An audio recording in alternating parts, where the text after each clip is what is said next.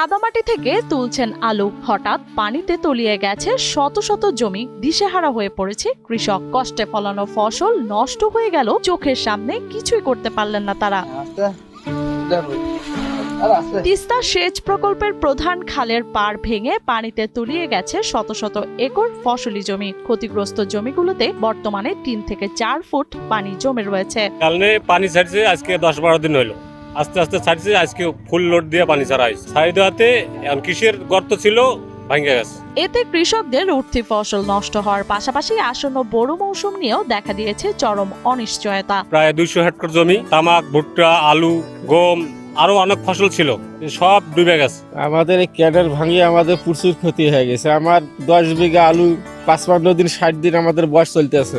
এই 10 বিঘা আমারই, তাতে আমার খরচ আনুমানিক প্রায় 5 লক্ষ টাকার মতো খরচ।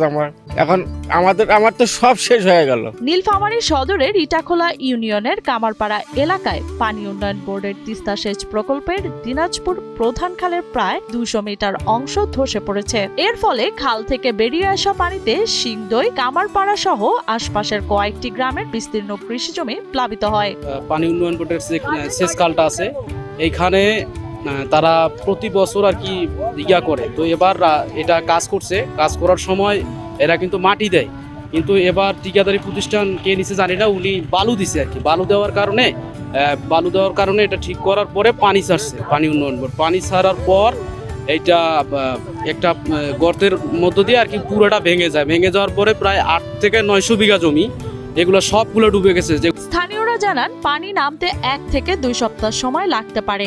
এ সময়ের মধ্যে ফসল উদ্ধার করা সম্ভব নয়। ফলে আলু, সরিষা, ভুট্টা, গম সহ বিভিন্ন ধরনের উঠতি ফসল সম্পূর্ণ নষ্ট হয়ে গেছে। পাশাপাশি বোরো ধানের বীজতলাও ক্ষতির মুখে পড়েছে। কৃষকদের দাবি, অন্তত 1000 বিঘা জমির ফসল পানিতে তলিয়ে গেছে। ভুট্টা, আলু, সরিষা প্রায় 200 হেক্টর জমি নষ্ট হয়েছে। আমরা অনেক চেষ্টা করছি নিজে, কিন্তু কোনোভাবে পাইনি। পানি বন্ধ করার কারণ ক্যালেনে ছিল ওভারলোড। এই লোডের কোনো দরকারও ছিল না, অহেতুক তারা পানি এইভাবে ছাড়ছে।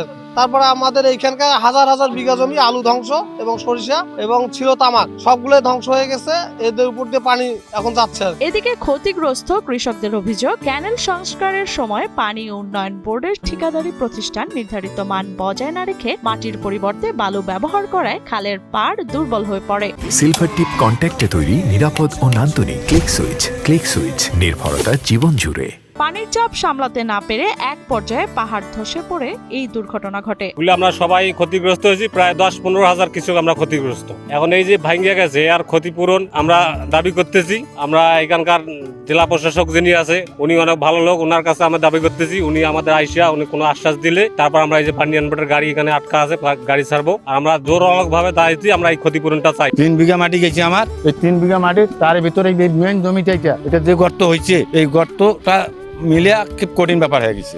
আর এই গর্ত না মিলে সত্ত্বে আমি কেন একটা মাটিও ফেলে দেবো না। ক্ষতি আমার 3 বিঘা মাটি, এখন আলু শেষ হয়ে গেছে। ক্ষয়ক্ষতির প্রকৃত চিত্র নির্ধারণে মাঠ পর্যায়ে যাচাই বাছাই করা হচ্ছে। যাচাই শেষে ক্ষতিগ্রস্ত কৃষকদের তালিকা প্রস্তুত করা হবে এবং এরপর ক্ষতির পরিমাণ নির্ধারণ করা সম্ভব হবে বলে জানান কৃষি সম্প্রসারণ অধিদপ্তরের উপপরিচালক কৃষিবিদ মঞ্জুর রহমান। আমরা কৃষি বিভাগের পক্ষ থেকে সার্বক্ষণিক খোঁজ খবর রাখছি। যেসব কৃষকরা ক্ষতিগ্রস্ত হয়েছে আমরা চেষ্টা করছি তাদের সকলের তালিকা তৈরি করে আসলে কতটুকু ক্ষয়ক্ষতি হয়েছে সেটা আমরা পরবর্তীতে জানাতে পারি। ক্ষতিগ্রস্ত কৃষকদের কোনোভাবে কোনো ক্ষতিটা পুষিয়ে দেওয়ার কোনো রাস্তা বের করতে পারলে আমরা অবশ্যই আমরা সার্বক্ষণিক তাদের খোঁজ খবর রাখছি।